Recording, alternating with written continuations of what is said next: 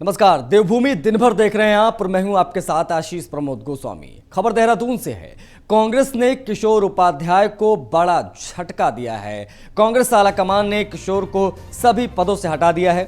किशोर पर बीजेपी से मिली भगत का आरोप लगे हैं। ये बड़े आरोप है। बीते दिनों प्रदेश महामंत्री संगठन से मिलकर किशोर निकले थे। मीडिया के कैमरे में कैद भी हो गए थे। किशोर उपाध्याय सूत्रों की माने तो हरीश रावत की नाराजगी का भी असर है। किशोर पर बीजेपी से मिली भगत का आरोप है और चुनाव से ठीक पहले ये बड़ा फैसला कांग्रेस का और ये एक्शन हुआ है। सूत्रों के माने तो हरीश रावत की नाराजगी का असर था। तो ये इस वक्त की बड़ी खबर। कांग्रेस ने किशोर उपाध्याय को एक बड़ा झटका दिया है। चुनाव से ठीक कुछ दिन पहले कांग्रेस आलाकमान ने किशोर को सभी पदों से हटा दिया है। पंजाब में प्रधानमंत्री मोदी की सुरक्षा में जो चूक हुई थी उस पर उत्तराखंड के मुख्यमंत्री पुष्कर सिंह धामी ने कांग्रेस को लेकर बड़ा बयान दिया है। मुख्यमंत्री पुष्कर सिंह धामी ने कहा कि पंजाब दौरे के दौरान पीएम नरेंद्र मोदी की सुरक्षा में सेंध अचानक नहीं बल्कि एक प्रायोजित योजना थी। कांग्रेस आलाकमान देश को इसका जवाब दे। इसके अलावा उन्होंने कहा कि सेना के खिलाफ बोलना और पाक चीन के एजेंडे को बढ़ावा देना कांग्रेस के डीएनए में है। सीएम पुष्कर सिंह धामी ने यह बयान देहरादून में बीजेपी के स्लोगन लॉन्च कार्यक्रम में दिया। मुख्यमंत्री पुष्कर सिंह धामी ने कहा कि जो भी प्रकरण पीएम के साथ हुआ उससे पंजाब की कांग्रेस सरकार पूरी तरीके से बेनकाब होगी। ये लोकतंत्र का काला अध्याय है। आज पूरा देश कांग्रेस जवाब मांग रहा है, कांग्रेस से जवाब मांग रहा है। और राष्ट्र नीति पर राजनीति करना कांग्रेस की डीएनए में बस चुका है। ये लगातार यही काम करते रहते हैं। जिस तरह से कांग्रेस सेना के खिलाफ बोलती है उससे ऐसा ही लगता है कि कांग्रेस आज राष्ट्रहित से घृणा करने लगी है। इस प्रकार की संवैधानिक संस्था और प्रधानमंत्री जी का इस प्रकार से उनके सुरक्षा में खिलवाड़ करना, उनके इस आगमन पर इस प्रकार की बेहुदा हरकत करना निश्चित रूप से लोकतंत्र का काला अध्याय है। आज उत्तराखंड ही नहीं बल्कि पूरा देश इनसे जवाब मांग रहा है। इनको जवाब देना चाहिए। कांग्रेस पार्टी को सामने आना चाहिए, उनके आलाकमान को सामने आना चाहिए, क्योंकि आज जिस प्रकार से माननीय प्रधानमंत्री जी काम कर रहे हैं उस पर राष्ट्र नीति पर राजनीति करना ये कांग्रेस के डीएनए बन चुका है। ये लगातार यही काम करते रहे हैं। ये पहली बार नहीं है कि जब उन्होंने कहा है कि नरेंद्र मोदी से घृणा करते करते कांग्रेस देश से, प्रधानमंत्री के पद से, संविधान से, सेना से, आप लोगों ने देखा होगा जिस प्रकार के उनके वक्तव्य आए, जिस प्रकार से अभी पंजाब के मुख्यमंत्री जी के चन्नी जी के बयान आए, वो निश्चित रूप से ऐसे बयान थे कि कोई मुख्यमंत्री इस प्रकार के बयान नहीं दे सकता। कांग्रेस पार्टी ने जहां सीधे सीधे बीजेपी काल के तीनों मुख्यमंत्रियों को निशाना बनाकर तीन तिगाड़ा काम बिगाड़ा स्लोगन लॉन्च किया, तो कांग्रेस के इसी कदम का जवाब देते हुए बुधवार को तीन पूर्व मुख्यमंत्री एक साथ एक मंच पर नजर आए। बीजेपी का नया चुनावी स्लोगन लॉन्च किया। स्लोगन है, परवाह उत्तराखंड की करती है भाजपा, किया है, करती है, करेगी सिर्फ भाजपा। आज देहरादून बीजेपी मुख्यालय में सीएम पुष्कर सिंह धामी, पूर्व मुख्यमंत्री त्रिवेंद्र सिंह रावत, पूर्व मुख्यमंत्री तीरथ सिंह रावत ने एक साथ पत्रकार वार्ता की। उनके साथ प्रदेश अध्यक्ष मदन कौशिक और सांसद पूर्व मुख्यमंत्री डॉक्टर रमेश पोखरियाल निशंक भी मौजूद थे। पार्टी का कदम सीधे तौर पर एकजुटता दिखाने की कोशिश माना जा रहा है। लंबे समय बाद ऐसा पहली बार है जब 5 साल का कार्यकाल में 3 मुख्यमंत्री जो बदले गए हैं वो एक ही मंच पर नजर आए।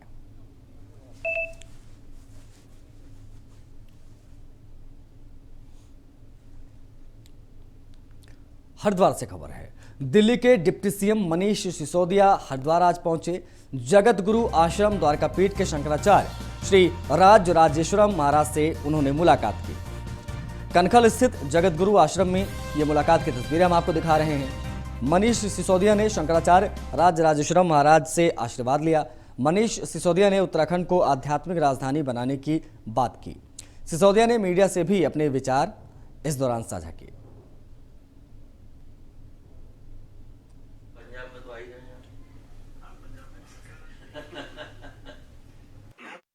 आशीर्वाद लेने के लिए आया था। जगत गुरु शंकराचार्य जी का आशीर्वाद मिले और उनके मार्गदर्शन में, जैसा माननीय मुख्यमंत्री जी ने भी कहा है कि उत्तराखंड को विश्व की आध्यात्मिक राजधानी बनाएंगे ताकि दुनिया के किसी भी कोने में आदमी थोड़ा भी डिस्ट्रेस में हो तो सबसे पहले उत्तराखंड आके अपने आप को आध्यात्मिक सुख, आध्यात्मिक मजबूती के लिए लेके आए।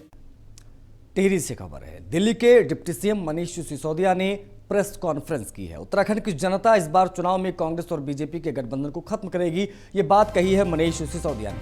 उन्होंने आगे कहा कि उत्तराखंड बनने के बाद यहाँ के नेताओं को केवल फायदा मिला, जनता को कुछ नहीं मिला।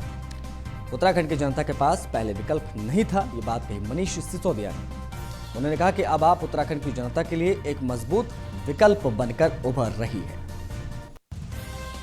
अब जनता के पास विकल्प है। अभी तक जनता के सामने विकल्प नहीं था। अब जनता के सामने अरविंद केजरीवाल जी की राजनीति ईमानदार राजनीति के रूप में विकल्प है। अरविंद केजरीवाल जी की काम करने वाली राजनीति के रूप में विकल्प है। उनके पास सबूत है। उत्तराखंड के जो लोग दिल्ली में रहते हैं वो अपने गांव-गांव तक ये मैसेज लेके आ रहे हैं कि केजरीवाल जी को दिल्ली के लोगों ने मौका दिया तो केवल 5 साल के अंदर अंदर अरविंद केजरीवाल जी ने वो करके दिखा दिया जो कांग्रेस और भारतीय जनता पार्टी यहां पे 21 साल में नहीं कर पाई। उत्तर प्रदेश वाला पीरियड छोड़ दीजिए, पिछले 21 साल में कांग्रेस और बीजेपी जो नहीं कर पाई वो केवल और केवल 5 साल में केजरीवाल जी ने करके दिखा दिया। सरकारी स्कूल ठीक करके दिखा दिए। अगर 5 साल में केजरीवाल जी कर सकते हैं तो कांग्रेस या बीजेपी ने 21 साल में क्यों नहीं किए? अगर सरकारी अस्पताल दिल्ली के ठीक हो सकते हैं तो उत्तराखंड के क्यों नहीं कर पाई कांग्रेस या बीजेपी? अगर दिल्ली में बिजली के बिल 0 आ सकते हैं जबकि दिल्ली में तो बिजली बनती नहीं, तो उत्तराखंड में बिजली के बिल 0 क्यों नहीं आ रहे? अगर दिल्ली में रोजगार के इतने साधन हो सकते हैं कि यहां से पलायन करके लोग वहां जाएं और 5 साल के अंदर तो 10 लाख रोजगार मिले, तो फिर उत्तराखंड में रोजगार जनरेट क्यों नहीं कर पाई कांग्रेस बीजेपी? उत्तरकाशी से खबर लेते हैं। कर्नल अजय कोठियाल का 6 दिवसीय ये गंगोत्री दौरा है। जनता ने कर्नल अजय कोठियाल का जोरदार स्वागत किया। कोठियाल ने डुंडा ब्लॉक और मातली गांव में डोर टू डोर कैंपेन किया। डुंडा ब्लॉक के अठाली गांव पहुंचकर देवता के दर्शन किए। मंदिर के पुजारी ने दिखाया कि 1500 रुपए का बिजली बिल, एक बल्ब जलता है और 1500 रुपए का बिजली बिल आता है। एक बल्ब जलाने पर पूरे उत्तराखंड में किसी का बिल नहीं आएगा। पूर्व फौजी राजेंद्र राणा के आवास पर भी कर्नल कोठियाल पहुंचे। एक बल्ब पे 1500 रुपए बिल आता है।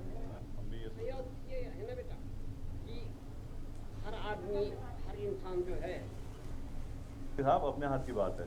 अगर हम अच्छे लोग होंगे तो अपने हाथ को लेके चलना, फिर उस तरफ हाथ उठाना है कि हमें आशीर्वाद दे भगवान। लेकिन वैसे बोलेंगे भगवान तू ही मेरा झोला। नमस्कार।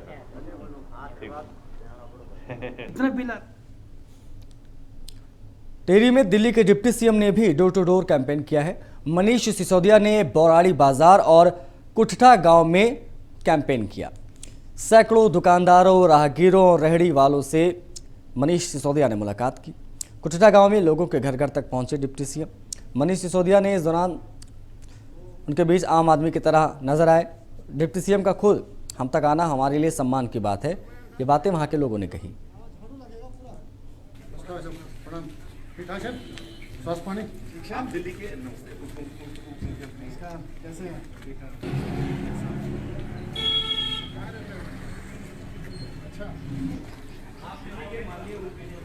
आवाज आओ तुम आओ भाई, सलमान के क्या चल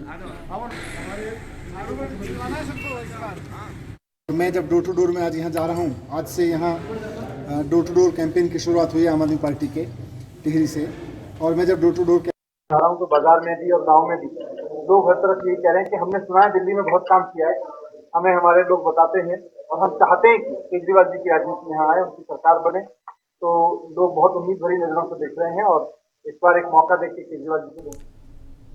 आम आदमी पार्टी की डिजिटल नव परिवर्तन सभा का आज तीसरा दिन रहा। राजेंद्र पाल गौतम ने डिजिटल नव परिवर्तन संवाद किया।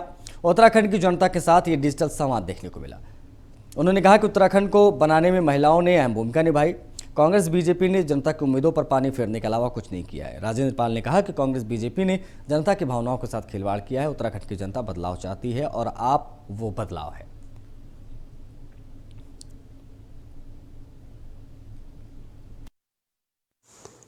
कि जब उत्तराखंड को राज्य बनाने का आंदोलन चला तो उस आंदोलन में महिलाओं ने विशेष रूप से बहुत बड़ी जिम्मेदारी संभाली, बहुत बड़ी कुर्बानी दी, बहुत जुल्म सहे, उत्तराखंड के लोगों ने क्या उत्तराखंड बनाने के लिए इसीलिए जुर्म सहे थे कि उत्तराखंड में कभी भाजपा की सरकार बनेगी, कभी कांग्रेस की सरकार बनेगी? इस 20 सालों में बारी बारी से कांग्रेस ने और भारतीय जनता पार्टी ने उत्तराखंड के लोगों की भावनाओं के साथ खिलवाड़ किया है। उत्तराखंड के लोगों के साथ चुनावी वायदे तो किए, लेकिन एक भी वायदा पूरा नहीं किया।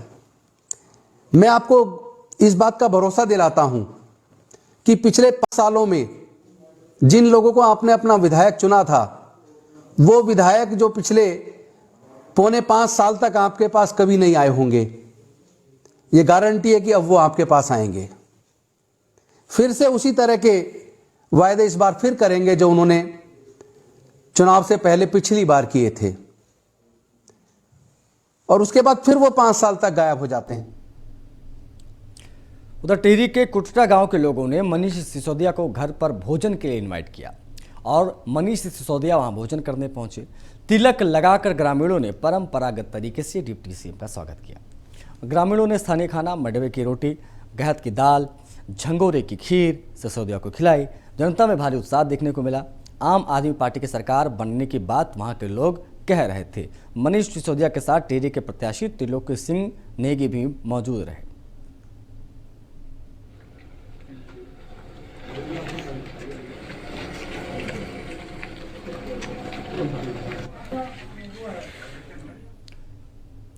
कांग्रेस के प्रदेश अध्यक्ष गणेश गोदियाल का कहना है कि मकर संक्रांति के दिन कांग्रेस अपने उम्मीदवारों की पहली लिस्ट जारी करेगी। दिल्ली में स्क्रीनिंग कमेटी की 2 बैठक कर इस बैठक में हो चुकी है। गुरुवार को दिल्ली में ही स्क्रीनिंग कमेटी की बैठक एक और होनी है। उन सभी बिंदुओं पर मुहर लगेगी। कांग्रेस प्रदेश अध्यक्ष गणेश गोदियाल ने बताया कि इन सब पर सहमति बनने के बाद इलेक्शन कमीशन को फाइनल रिपोर्ट भेज दी जाएगी। टिकटों के बारे में जो मंथन आपने प्रश्न किया, उसके बारे में मेरा ये कहना है कि स्क्रीनिंग कमेटी की 2 बैठकें हो चुकी हैं और स्क्रीनिंग कमेटी की तीसरी बैठक कल दोपहर 1 बजे दिल्ली में होनी है। मुझे पूरा विश्वास है कि कल शाम को 7 बजे तक स्क्रीनिंग कमेटी से जो लिस्ट तैयार होगी वो अंतिम रूप में तैयार होकर कल शाम तक सेंट्रल इलेक्शन कमेटी को चली जाएगी। और जैसे ही मकरैन के दिन, मकर संक्रांति के दिन, मैं उम्मीद करता हूं कि सेंट्रल इलेक्शन कमेटी की बैठक में अंतिम रूप में नाम तय हो जाएंगे। गणेश गोदियाल ने लिस्ट की बात की, लेकिन बीजेपी के जो अध्यक्ष हैं मदन कौशिक, उन्होंने कहा है कि इस विषय पर पार्टी का केंद्रीय संसदीय दल ही निर्णय लेगा। हिसाब से काम कर रहे हैं और जब भी केंद्रीय पार्लियामेंट्री बोर्ड होगा तब हम आपको बताएंगे। अभी सुझाव पेटिका में जो सुझाव आ रखे हैं मैनिफेस्टो के लिए, उस पर क्या प्रगति है? वो भी हम सब लोग लेके, बाकी और सुझाव जिलों से लेके, और हम मैनिफेस्टो वाले जो हमारी टीम है वो काम। उत्तराखंड में कोरोना के खतरे को देखते हुए गंगा सभा ने नियम और शर्तें लगा दी हैं। त्रिवेणी घाट पर गंगा आरती में शामिल होने के लिए श्रद्धालुओं को कोविड-19 के नेगेटिव रिपोर्ट और वैक्सीन के दोनों डोज के सर्टिफिकेट दिखाने होंगे, जिसके बाद ही श्रद्धालु आरती स्थल में प्रवेश कर पाएंगे। यही नहीं, श्रद्धालुओं को कोविड नियमों के तहत मास्क पहनना, सोशल डिस्टेंसिंग का पालन भी करना होगा। बता दें कि ये शर्तें गंगा सभा के सभी पदाधिकारियों पर भी लागू होंगी।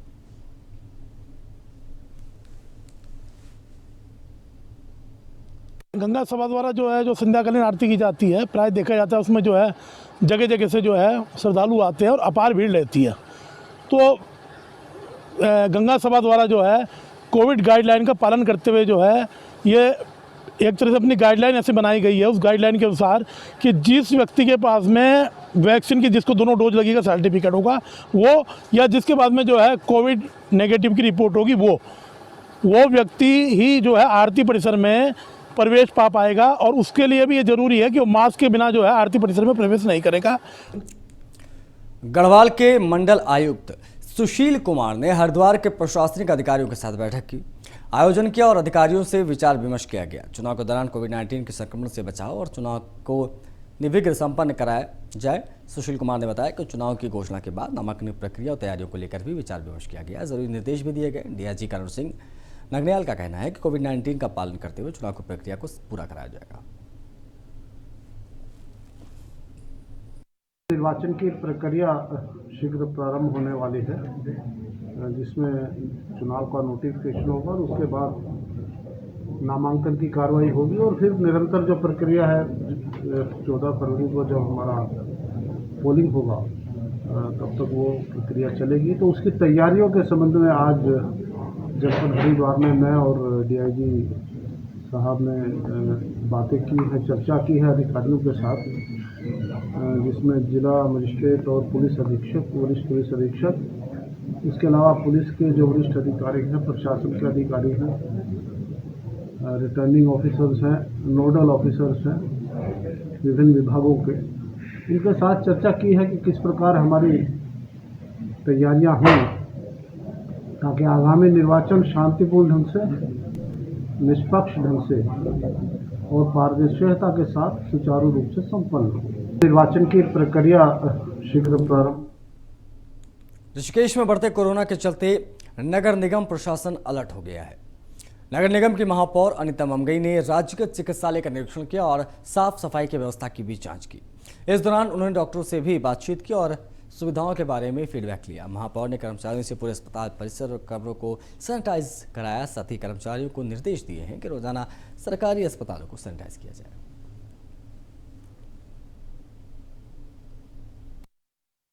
इस प्रकार से कोरोना के बढ़ते हुए मामलों को देखते हुए आज मैंने यहाँ सरकारी हॉस्पिटल का पूरा निरीक्षण भी करा और सफाई व्यवस्थाओं को लेके हमारी पूरी स्वच्छता की टीम, जो हमारे स्वच्छता प्रहरी हैं, अधिकारी हैं, पूरी जगह जगह देख रहे हैं। नगर निगम पूरी तरह से इन चीज़ों में पूरी निगरानी, मॉनिटरिंग करता है कि कहीं पे भी स्वच्छता में कोई लापरवाही ना हो। लगातार ये सारी चीज़ें हमारी मॉनिटरिंग में नगर निगम की टीम के चलती रहती हैं। उसी के क्रम में आज सरकारी अस्पताल में, जहाँ पे कि आज बूस्टर डोज भी लगाई जा रही है कोरोना की, जिनके 9 महीने पूरे हो गए हैं कोरोना की सेकेंड डोज लगे हुए, तो उनके आज बूस्टर डोज लग रही है। और मैं देख रही हूँ कि फ्रंट लाइन के काफ़ी बड़ी तादाद में यहाँ पे लोग आ रखे हैं, काफ़ी बड़ी तादाद में बूस्टर डोज।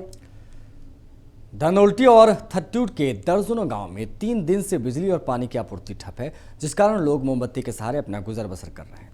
पानी की आपूर्ति न होने के कारण लोगों को इधर उधर भटकना पड़ रहा है, तो ये फ़ोन बंद होने से किसी से संपर्क तक वो नहीं कर पा रहे हैं। बिजली और जलापूर्ति नहीं होने से पर्यटक भी धनोल्टी में नहीं रुक रहे हैं। बता दें कि 8 जनवरी को बारिश के बाद बर्फ पड़ी। धनोल्टी, बटवालधार, कारताल, कद्दूखाल समेत कई क्षेत्रों की विद्युत लाइन क्षतिग्रस्त हो गई थी। बता दें कि व्यापार मंडल के महामंत्रियों ने प्रशासन से विद्युत और पेयजल आपूर्ति बहाल करने की मांग की है। जो दर्जनों गांव हैं उसमें लाइट की इतनी बड़ी समस्या हो गई है कि लोगों का जो पढ़ाई का क्षेत्र, बच्चों का जो ऑनलाइन हो रहा है, उसमें बाधा आ रही है। और यहाँ पे जो धनोल्टी के अंदर जितने भी टूरिस्ट आ रहे हैं, टूरिस्ट काफ़ी संख्या में आ रहा है, पर क्योंकि कोई भी उनको ठहरा नहीं पा रहा है, क्योंकि लाइट ना होने के कारण जो है गेस्ट वापस जा रहा है और लोग मायूस हो रहे हैं इस बात को लेकर, क्योंकि लाइट की बहुत बड़ी दिक्कत हो गई। 8 तारीख से लाइट, आज 4 दिन हो गए, अभी तक जो है लाइट नहीं सुचारू रूप से नहीं आ पा रही है। पहाड़ों की रानी मसूरी में साल की पहली बर्फबारी होने से स्थानीय लोगों के साथ देश विदेश से आए पर्यटकों के चेहरे खिल गए। मसूरी के आसपास के क्षेत्र के लालटिब्बा, धनोल्टी, सुरकंडा देवी में भारी बर्फबारी हुई। बर्फबारी होने के कारण तापमान में भारी गिरावट दर्ज की गई। लोगों को ठंड से भी 2-4 होना पड़ रहा है। मसूरी में बर्फबारी से लोगों के चेहरे खिले हुए हैं। उम्मीद जताई जा रही है कि वीकेंड में बर्फबारी होने से मसूरी में पर्यटकों का सैलाब उमड़ेगा।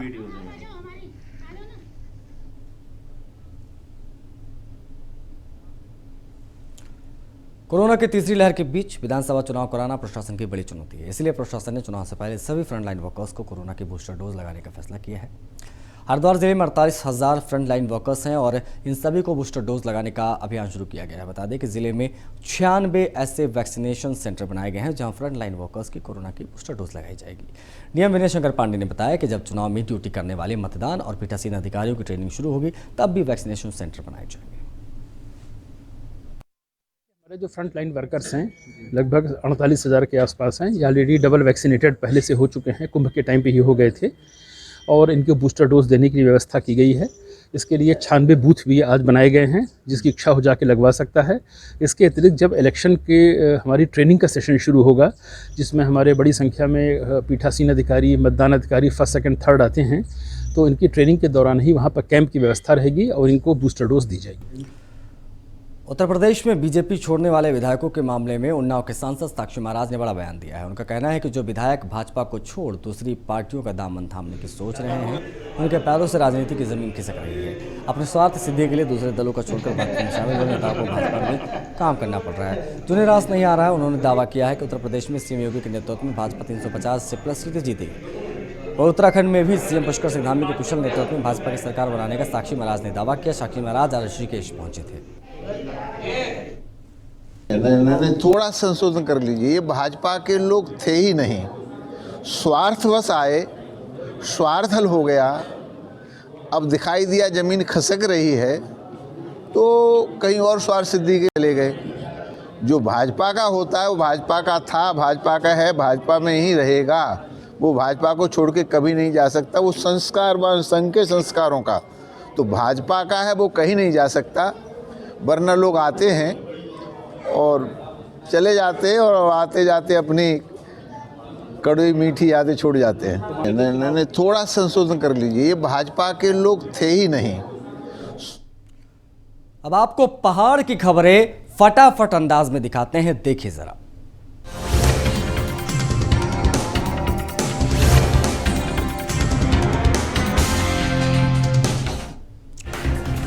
कालाडूंगी के सामुदायिक स्वास्थ्य केंद्र में किशोरों और बुजुर्गों का टीकाकरण हो रहा है, जिसमें 15 से 18 साल के किशोरों और 60 से ऊपर के सीनियर सिटीजन को बूस्टर डोज लगाई जा रही है। मसूरी में एसडीएम नरेश दुर्गपाल और सीओ मसूरी पल्लवी नेतागिरी मसूरी के राजनीतिक और सामाजिक संगठनों के पदाधिकारियों के साथ बैठक कर निर्वाचन आयोग और शासन द्वारा कोरोना को लेकर जारी गाइडलाइंस के बारे में बताया। एसडीएम ने सभी से आदर्श आचार संहिता का पालन करने का आग्रह किया। हरिद्वार जेल में बंद कैदियों की मुलाकात बंद कर दी गई है। अब हरिद्वार जेल में एक बैरक और आइसोलेशन बैग के रूप में बदल दिया गया है, जहां बाहर से आने वाले कैदियों को रखा जाएगा। नरेंद्रनगर में विधानसभा चुनाव को देखते हुए सार्वजनिक स्थानों और सरकारी भवनों में प्रचार संबंधी पोस्टर और सामग्री को हटा दिया गया। पुलिस ने नरेंद्रनगर में वाल्मीकि बस्ती से लेकर बाजार के मुख्य मार्गों से इन्हें हटाया।